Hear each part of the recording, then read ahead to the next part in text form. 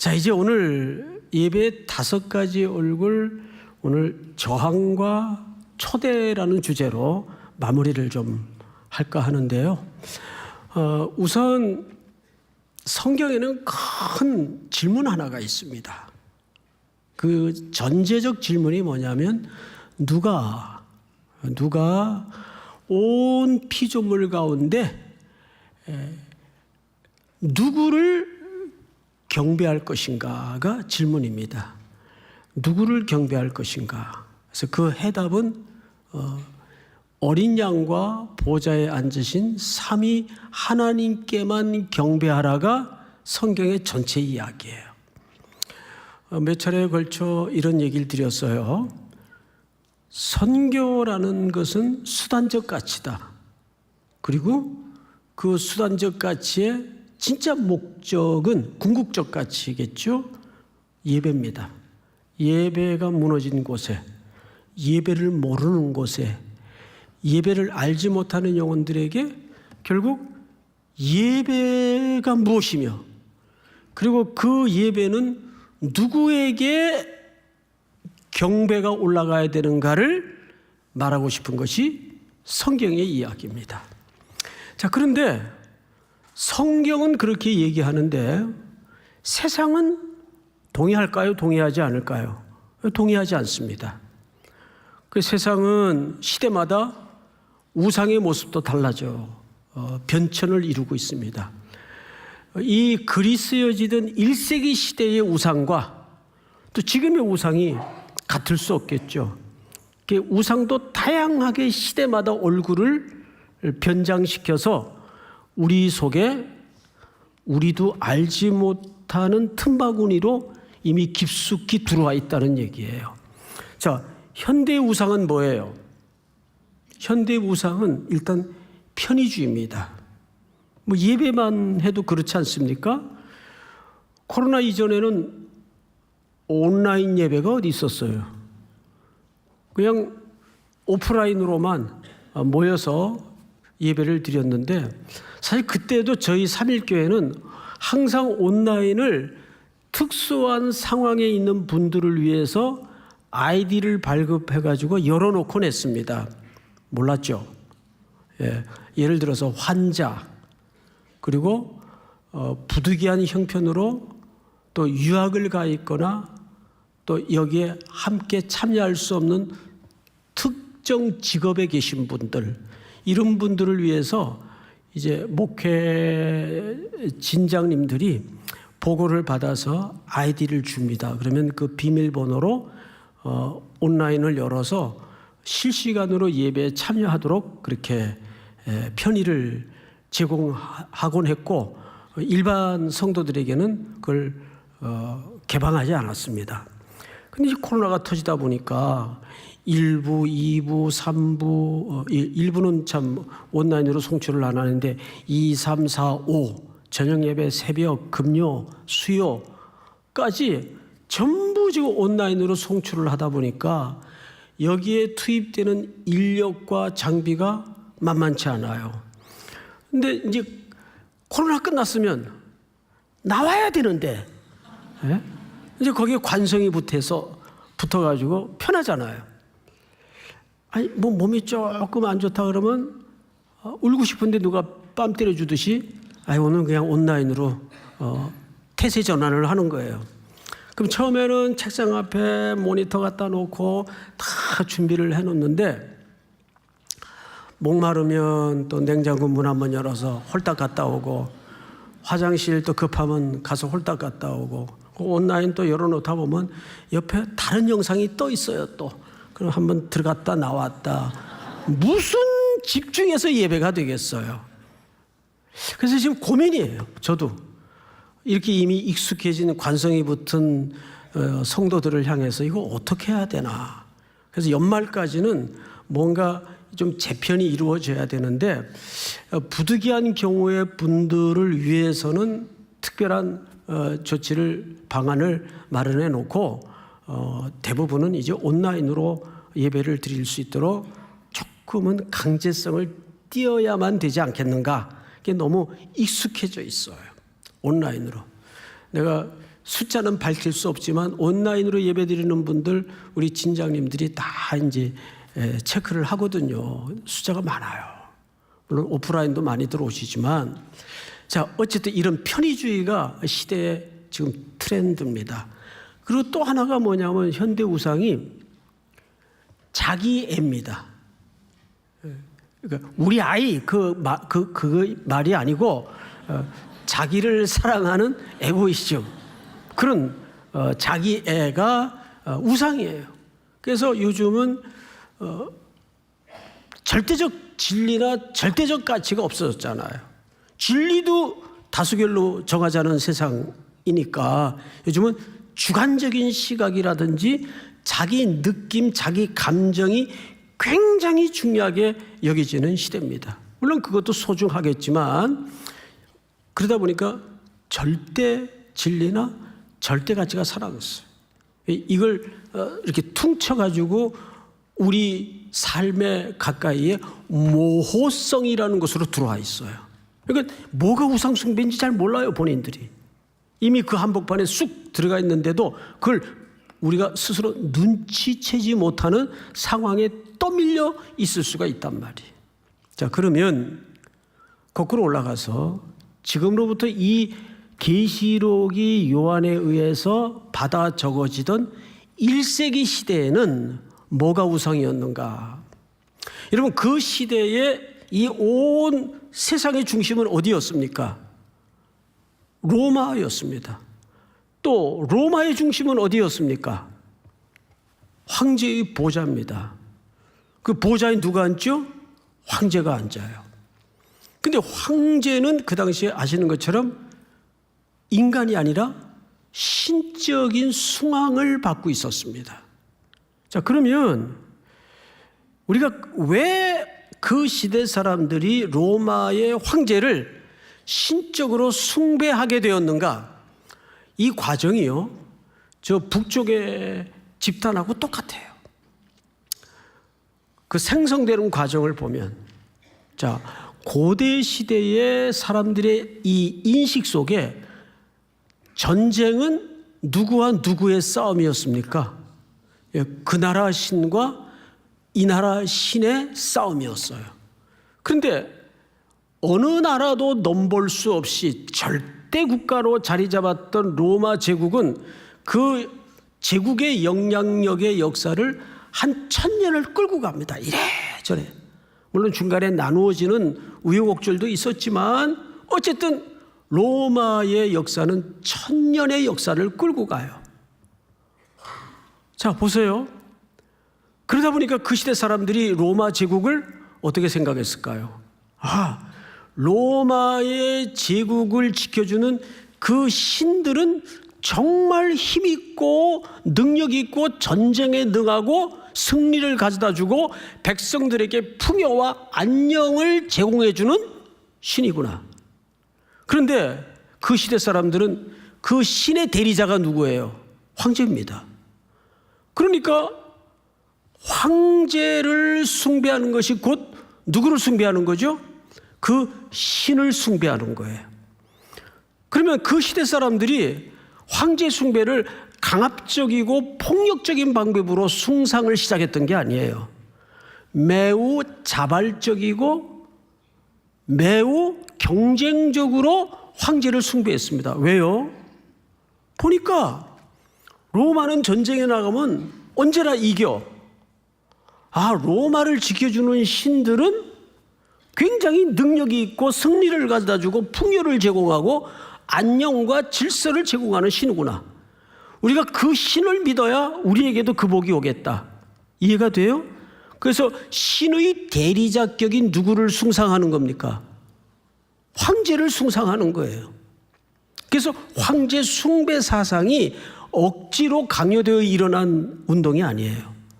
매우 경쟁적이고 자발적으로, 특별히 식민지 국가들마저도 황제를 열렬히 환호하고, 그래서 그 시대의 시인들, 음악인들, 문인들은 놀랍게도 그들이 붓을 들거나 입을 열면 황제에 바치는 노래나 시들을 음악을 만들어서 황제를 찬양하곤 한 거예요. 놀랍죠. 그러니까 로마는 그런 차원에서 그 시대의 중심이었던 축이면서 절대 국가였습니다. 그러니까 로마 시대의 제국의 사람들마저도 황제 숭배는 곧 그 배후에 그 나라를 떠받쳐주고 지켜주는 누구를 숭배하기 위한 것입니까? 신들을 숭배하기 위한 것입니다. 자, 그런 배경에서 사도 요한은 반모섬에 유배되어서 전혀 다른 그림을 봤습니다. 그게 오늘의 본문이에요. 이제부터 본문을 좇아서 우리 13장 1절을 한번 열어보실까요? 13장 1절을 여시면 제가 좀 읽겠습니다. 내가 보니 바다에서 한 짐승이 나오는데 뿔은 힘을 상징합니다. 뿔이 몇 개입니까? 10개예요. 또 머리가 몇 개입니까? 7입니다. 자, 여러분, 뿔은 힘을 상징한다면 그 힘은 완전한 충만한 숫자를 담은 뿔, 힘을 가진 어떤 존재예요. 자, 그런데 머리가 7이라는 것은 물론 그 이후에도 황제가 많이 지고 일어났지만 로마 황제들의 역사를 말하는 거죠. 7머리가 있어요. 그런데 그 머리마다 뿔이 10이요 머리가 7이라 그 뿔에는 10왕관이 있고 그 머리들에는 신성모독하는 이름들이 있더라. 신성모독이라는 것은 그 당시 뭐 예를 들어서 황제를 가이사라 그랬죠. 근데 그 시대 아침 로마 사람들의 제국의 인사가 뭐였습니까? 가이사가 주님이십니다. 가이사가 이 시대의 주님이시라는 거예요. 그럼 그 자체가 뭐죠? 그건 누구를 모독하는 언행입니까? 하나님을 절대자이시고 홀로 영광을 받기 합당하신 하나님을 모독하는 신성 모독하는 이름들이 그 이마에 붙어 있는 겁니다. 쓰여져 있는 겁니다. 자, 그런데 2절을 잘 보세요. 내가 본 짐승은 표범과 비슷하고 그 발은 곰의 발 같고 그 입은 사자의 입 같은데, 자, 앞을 보실까요? 여기 세 짐승이 등장을 합니다. 근데 이게 복합체로 하나로 뭉뚱그려져 있어요. 하나의 비유이기 때문에 첫째는 뭐 같아요? 표범 같아요. 표범은 날쌔고 힘이 있습니다. 강하고 날쌔요. 그 다음에 곰은요, 곰 발 같다 그랬어요. 이런 곰 발에 한번 맞아본 적 있어요? 그랬다가 큰일 나죠.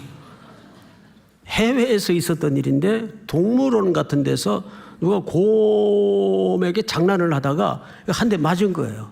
남자인데. 여러분, 곰한테 이렇게 한번 그 파워가 그냥 돌도 부서뜨릴 정도로 어마어마합니다. 꼭 맞아본 것처럼 얘기를 하는데 그 표현이 그렇다 그래요. 표현이 어마어마한 파괴력을 갖고 있습니다. 그래서 사자들도 곰의 힘에는 당하지 못해요. 근데 뒤에 보니까 누가 나오죠? 사자, 이 땅의 맹수예요. 맹수. 자, 그러면 사자, 곰, 표범, 이 세 짐승이 최대 공약수를 골라내라면 어떤 이미지입니까? 가공스러운 파괴력. 이게 어느 나라를 가리키는 거예요? 그 시대 절대국가였던 로마 제국을 가리킵니다. 로마의 군대는 어떤 나라의 군대와도 붙어서 항상 이겼어요. 백전백승을 이루었습니다. 로마는 물론 군사도 훈련이 잘 돼 있겠지만 그 로마 군사의 그 병법이라든지 그 전략은 대단합니다. 근데 그들은 먼저 반드시 전쟁 전에 길을 닦아요. 그래서 그 잘 닦여진 길로 군대를 보내고 보호품을 보내고 무기를 보내고 병참을 보냅니다. 그리고 그 길 끝에는 치열한 전쟁이 벌어집니다. 적과. 그러면 반드시 로마 제국이 백전백승을 해요. 그러면 그 길 끝에는 뭐가 또 이루어지죠? 로마의 엠파이어, 제국이 이루어집니다. 여러분, 이것이 로마 군대 어느 나라도 당할 수가 없어요. 자, 그런데 그 뒤에 3절, 2절 뒤에 보면 사자의 입 같은데 용이 자기의 능력과 보좌와 권세를 그에게 주었더라. 자, 앞을 보세요. 그 절대 국가인 로마 황제의 숭배 뒤에 요한이 의도한 것은 그 배후 세력이 뭐냐를 들통내고자 하는 게 오늘 기록의 목적이에요. 이것은 로마 제국이라는 물리적 국가의 의미를 넘어서서 우상 숭배의 진짜 배후에는 뭐가 웅크리고 있느냐? 보니까 용이 권자와 능력과 권세를 주었대요. 그 짐승에게. 그 짐승은 뭘로 비유했다고요? 로마 제국으로 비유를 했습니다. 자, 그러면 도대체 여기서 그 능력과 권세와 보좌를 내어준 그 용이 정체가 뭐냐? 그래서 이 용에 대해서 너무 이상한 유추나 해석을 하지 말고 성경이 뭐라고 말하는가? 그걸 우리가 알아야 되겠죠. 계시록 20장 2절을 띄워주세요. 자, 여러분들이 한번 같이 읽습니다. 시작. 용을 잡으니 곧 옛뱀이요 마귀요 사탄이라 잡아서 1000년 동안 결박하여. 보세요. 드디어 이제 용이 끄트머리에 가서 붙잡힙니다.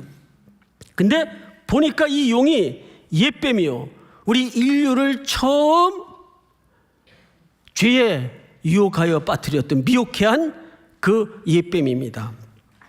마귀요, 마귀의 총대장은 누굽니까? 사탄이라. 보니까 그 시대 황제 숭배라는 우상의 배후 세력이 누구냐 봤더니 사탄이에요. 성경이 요한을 통해서 그 시대 누구도 시비 걸 수 없던 절대 국가인 그런 로마 제국을 향해서, 아니 더 본질적으로는 우상 숭배의 배후에 뭐가 있느냐를 드러내기 위해서 살펴봤더니 뭐가 있어요? 그 권세와 보좌와 능력을 준 존재가 용이에요. 이 용이 누구냐? 성경을 쫓아가 봤더니 그 끄트머리에 사탄이 있었어요. 그러니까 여러분, 사탄이 하는 짓은 이게 전쟁입니다. 어떻게 하든 뭐든 오고 오는 지나간 인류를 포함해서 창조주 하나님께 오직 돌아가야 될 예배와 경배를 시선을 가리고 시선을 왜곡시키고 속여서 누구를 경배하게 만드는 겁니까? 이 세상에 보이는 힘, 가시적인 힘. 그러니까 예배는 이런 의미에서 뭐죠? 전쟁이에요. 그런데 시대는 우리를 그렇게 호랑호랑 내비로 두느냐 그 말이에요. 어떻게 하든 예배하는 걸음에 딴지를 걸고 미혹해 만들고 시선을 흐트러뜨려서, 그럼 우리가 어떻게 해야 이 예배에 목숨을 걸 수 있을까요? 저항하지 않으면 안 됩니다. 이 시대가 얼마나 격렬하게 우리를 가만두지 않습니까? 뒤흔듭니까? 뭐 TV 그 예능 프로에 뭐 점 보는 거, 타로 이런 거 나오면 그 예능으로 봐야지 그거를. 아니요. 이 목소리가 삐진 게 아니에요. 나의 간절함이 삐져나온 거예요. 그 예능 아니에요. 그런 걸로 자꾸 이 시대의 청춘들의 의식을 허물어뜨리고. 여러분, 지난 주일 밤에도 그런 말씀을 드렸지만 우상 숭배를 향해서 세속화로 가는 과정에 사탄이 가장 기가 막히게 써먹는 전략이 뭔지 아세요? 덜 중요하게 여기도록 만드는 의식 작업입니다. 덜 중요하게 만드는 의식 작업이에요. 그래서 절대 가치를 가능하면 약화시켜요. 그럴 수도 있지 뭐. 예능인데 뭐 예능으로 봐야지 그거를. 아니요. 여기서부터 우리는 전쟁이에요. 선명해야 돼요. 자, 성경을 다시 보십시다. 3절. 이제 배후 세력이 뭔지 알았어요. 그의 머리 하나가 상하여 죽게 된 것 같더니 그 죽게 되었던 상처가 나음에 온 땅이 놀랍게 여고 뭘 따르죠? 짐승을 따라요. 이게 무슨 얘기인지 아십니까? 어떻게 하든 사탄이 가장 흉내내는 게 예수 그리스도를 흉내냅니다. 어린 양은 이미 죽으셨고 일찍이 죽임을 당했고 사망의 권세를 이기시고 일어나셨어요. 부활하셨어요. 그런데 여기 표현을 잘 보세요.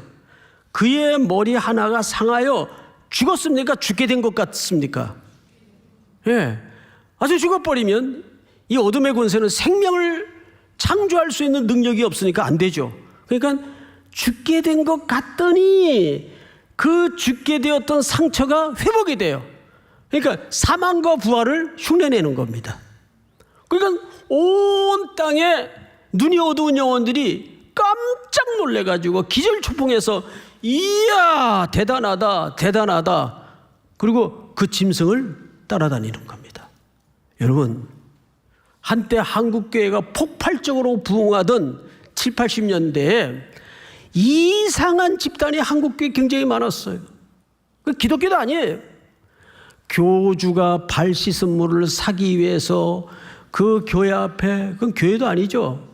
그 건물 앞에 줄을 서지 않나? 요 가까운 데서 어디라고는 그 동네 집값 떨어질까 봐 얘기 안 하겠어요. 네, 가까운 데서 그렇게 자꾸 십자가 걸어놓고 예수의 이름으로 복을 빌고 하면서 누구 흉내를 내죠? 예수님 흉내를 내는 거예요. 전국 산골짜기 방방곡곡마다 무슨 은사 집회 간판 걸어놓고 예수의 이름 팔아서 장사하는 무리들이, 근데 그거를 또 알지 못하고 구름대처럼 이 산 저 산 저 기도원 이 기도원으로 쫓아다니는 열풍이 한국교회 한때는 있었어요. 그거 다 누구 흉내내는 거예요? 이런 흉내내는 거예요. 예수님 흉내내는 거예요. 그러니까 잘못된 이단들이 십자가 빼놓고 설명할 수 없고 예수 이름 빼놓고 사람들이 미혹되지 않으니까 그거 다 갖다가 흉내내는 거예요. 심지어는 저 북쪽의 집단도 마찬가지예요. 저 사람들은 저걸 나라라고 할 수 있나? 참 딱해요. 어떻게 풍선을 띄워가지고 거기다 쓰레기를 담아가지고 이거는 이게 설명 불가한 집단입니다. 예? 그리고 3대째 지금 독재 정권을 유지하는 거 아니에요? 그 보면은 그 집안의 배경이 그 예수 믿던 사람들이 있었어요. 어른들 가운데. 그런데 그 기독교의 카테고리를 그대로 흉내를 내서 자기네들이 뭐 솔방울로 총알을 만들고 이런 전설을 자꾸 만들어내는 거죠. 흉내내는 거예요. 여러분, 그 다음 성경을 잘 보세요. 4절. 용이 짐승에게 권세를 주므로 용에게 경배하며 짐승에게 경배하여 이르되, 잘 들으세요. 누가 짐승과 같으냐? 누가 능히 이와 더불어 싸우리요? 이 말은 무슨 얘기냐면 이런 짐승의 그 보이는 힘과 능력과 실력에 견줄 사람이 이 땅에는 없다. 견줄 존재가 없다. 아까 제가 뭐라 그랬어요? 황제를 향한 우상 숭배가 강압적이고 폭력적인 방법으로 시작한 게 아니라 그랬죠. 자발적이고 경쟁적인 입장에서 처음에는 황제 숭배가 시작이 된 겁니다. 지금 이 사람들도 자발적으로 찬양하는 거예요. 이거 질문하는 게 아니에요. 누가 이 짐승의 견줄 자가 있겠느냐? 이 짐승만큼 찬양을 받을 존재가 이 땅에 있느냐? 로마 제국을 향해서, 즉 보이는 힘을 숭상하고 신뢰하는 겁니다.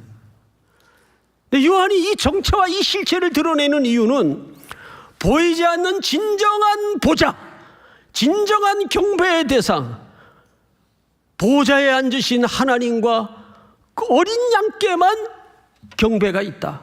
그거를 그 흔들리던 시대 독자들에게 선포하고 있는 겁니다. 그러면서 동시에 이들을 세상을 향해서 어떤 초대장을 내미는가를 잘 보세요. 자, 넘어가서 몇 절을 보시냐면 14장을 넘어갑니다. 14장 6절을 보십시오. 또 보니 다른 천사가 공중에 날아가는데 땅에 거주하는 자들 곧 모든 민족과 종족과 방언과 백성에게 전할 영원한 뭐를 가졌어요? 복음을 가졌어요. 자, 앞을 보세요. 이들이 가진 복음은 어떤 복음일까요? 누가 온 피조물 가운데 진정 경배를 받을 자인가? 이 질문 앞에 창조주 하나님과 우리를 구원하기 위해서 죽임당하신 어린 양께만 경배가 있다. 이거를 담은 복음이 선교라는 과정을 통해서 들려진 겁니다. 우리 모두에게. 자, 그런데 7절을 여러분들 한번 읽어보세요. 다 같이 시작. 그가 큰 음성으로 이르되 하나님을 두려워하며 그에게 영광을 돌리라. 이는 그의 심판의 시간이 이르렀음이니 하늘과 땅과 바다와 물들의 근원을 만드신 이를 경배하라 하더라. 자, 세 가지를 여기서 선언합니다. 첫째, 하나님께 영광을 돌려라. 심판의 때가 가까웠다. 오직 그만 경배하라. 자, 경배하라는 말은 오직 그만 예배하라 그 뜻이에요. 오직 그분에게만 예배드리라. 자, 여러분, 이건 뭐죠? 이게 왜 초대장일까요? 보세요. 심판이 이르렀다라는 말은 이제 마지막 최종적인 파이널 심판의 때와 시간이 거의 다 됐다. 그러니까 아직도 기회가 있다는 얘기입니까? 더 이상 기회가 없다는 얘기입니까? 에? 아직 기회가 있다는 얘기죠. 아직 노루꼬리만큼 남은 시간 속에서라도 아직 돌아올 수 있고 돌이킬 수 있는 기회가 있다. 그래서 우리는 이 선교의 긴박성을 가지고 땅끝으로 계속 나가는 겁니다. 우리 성도들이 그 긴박성 때문에, 그 긴박성 자체가 뭐예요? 초대장이에요. 사복음서에도 뭐라고 쓰여져 있습니까? 강권하여 내 집에 채우라. 초대장을 주었는데 안 와요. 너희는 골목 어기 길거리로 나가서 강제로 그들을 내 집에 채우라. 이것은 아버지의 입장에서 잃어버린 자들을 향한 하나님의 강력한 초대입니다. 오늘 이 예배를 마치고 저 뜨거운 거리로 여러분들이 나가는 것 자체가 예배자로 걸어가는 겁니다. 특별히 이 모든 선교의 일정이 다 맞춰질 때까지 뿐만 아니라 우리의 삶이 이 땅에 맞춰지는 순간까지 우리는 흔들리지 말고 오직 예배를 통해서 이 시대 거대한 쓰나미 대세라는 명제에 속지 말고, 그거 다 그렇게 하는데 뭐 이거 대세야 요즘. 여러분 속지 마세요. 여러분들 자체가 하나님의 오리지널리티가 있는 명품들 아니에요. 근데 왜 거기다 대고 뭐 구찌니 샤넬이니, 물론 그 자기 기호에 따라서 할 수 있는데 그걸 정죄하는 게 아니에요. 그런 게 나를 치장하는 게 아니에요.